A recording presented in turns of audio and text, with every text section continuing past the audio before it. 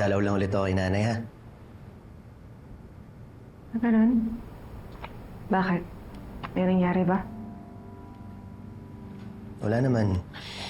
Nung huling punta ko kasi, nabanggit niya na may papacheck lang siya na networking bago siya sumali.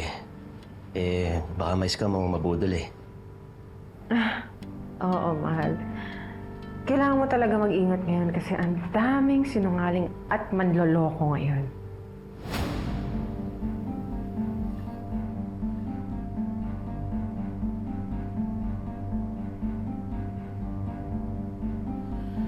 Sige, mahal. Alis na ako. Ingat ka.